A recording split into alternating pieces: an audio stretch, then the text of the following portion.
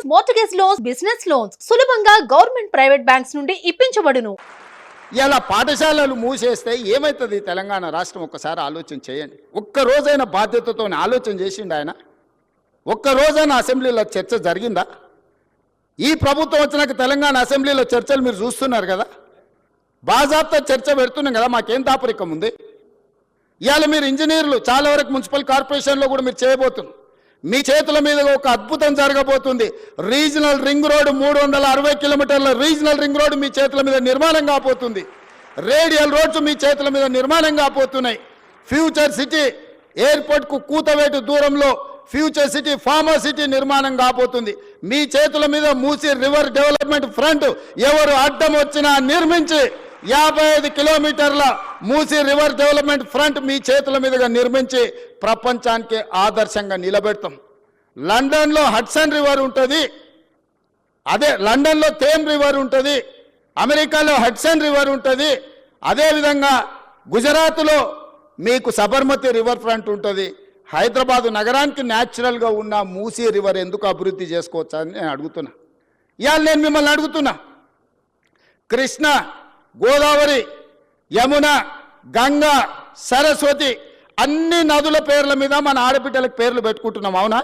మన ఇంట్లో ఆడబిడ్డ పుడితే కృష్ణానో, కావేరో, గోదావరో, సరస్వతో, గంగానో అని నదుల పేర్లు మన బిడ్డలకు పెట్టుకుంటున్నాం. ఏ తండ్రి అయినా ఆయన బిడ్డకు మూసి అనే పేరు పెట్టుకున్నాడా? ఇన్ని నదుల పేర్లు, పవిత్రమైన నదుల పేర్లు మన ఆడబిడ్డలకు పెట్టుకున్నప్పుడు మూసి అనే రివర్ పేరు ఏ తండ్రి అయినా బిడ్డకు పెట్టుకున్నాడా? ఎందుకు పెట్టుకోలే? ఆ మూసి కంపు కొడుతుంది కాబట్టి, మూసి మురిగిపోయింది కాబట్టి, మూసిలో విషం చిమ్ముతున్నది కాబట్టి, ఆ విషము, ఆ కంపు, ఆ మురికి మా బిడ్డల పేర్లు పెట్టుకోవద్దని తల్లిదండ్రులు ఏదైతే అనుకుంటున్నారో ఆ మూసి మురికిని ప్రక్షాళన చేయాలనుకుంటున్నా నేను. ఆ మూసిని నిర్మాణం చేయాలనుకుంటున్నా నేను.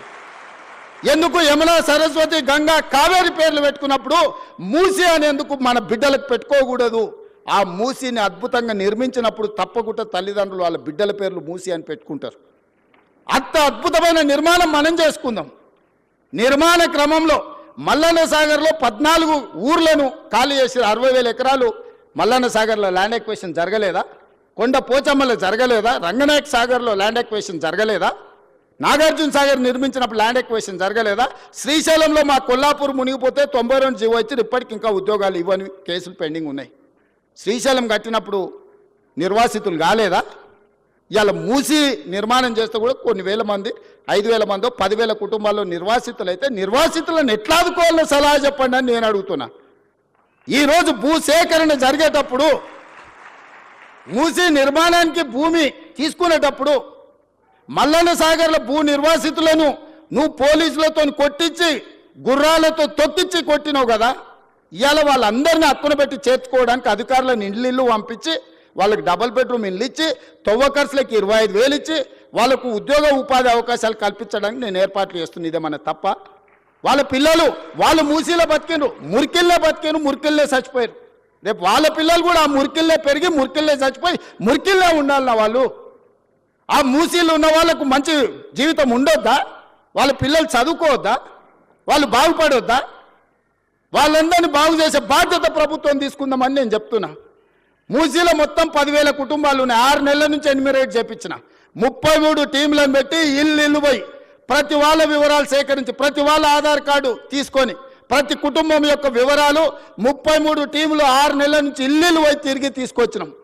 ఇప్పుడు అవేర్నెస్ ప్రోగ్రాంలో గోడ మీద మార్కింగ్ చేస్తున్నాం. ఇక్కడి వరకు మూసీ రివర్ బెడ్ ఉన్నది, ఆ పైన బఫర్ జోన్ ఉన్నది, ఇక్కడి వరకు వీటిని తొలగించాల్సి వస్తే మీకు నష్టపరిహారం ఇస్తామని చెప్పి మూసీలో గుడిసెలు వేసుకున్న వాళ్ళకి డబుల్ బెడ్రూమ్ ఇల్లు ఇచ్చి ఆత్మగౌరవంతో బతకడానికి తరలిస్తున్నాం. బఫర్ జోన్లో ఉన్న వాళ్ళని ఏ విధంగా ఆదుకోవాలనో ఆలోచన చేస్తున్నాం. ఇవాళ మీరందరూ సలహా ఇవ్వండి, వాళ్ళకి నష్టపరిహారం ఎట్లిద్దామో చెప్పండి. 1,00,000 కోట్లు కాళేశ్వరంలో కాలబెట్టినావు కదా, నువ్వు కట్టిన కాళేశ్వరం కూలి సచ్చింది కదా, 1,00,000 కోట్లు ఆడ పోసినావు. 5-10 వేల కోట్లు మూసీలో ఉన్న పేదోళ్లకు మంచి ఇండ్లు కట్టించి, మంచి పాఠశాలలు కట్టించి, ఆ పిల్లలకు మంచి ప్లే గ్రౌండ్ ఇచ్చి మంచి విద్యను నేర్పిస్తే వాళ్ళు భవిష్యత్తుకి పునాదులు అవుతారు. వాళ్ళ బాగు కోసం కష్టపడదాం. ఆ పనిలో మీ ఇక్కడున్న ఇంజనీర్లు భాగస్వాములు గాండి అని చెప్పి నేను మిమ్మల్ని అడుగుతున్నా. సుమన్ టీవీలో మీ పర్సనల్ అండ్ బిజినెస్ ప్రమోషన్స్ కోసం కింది నెంబర్కి కాంటాక్ట్ చేయండి.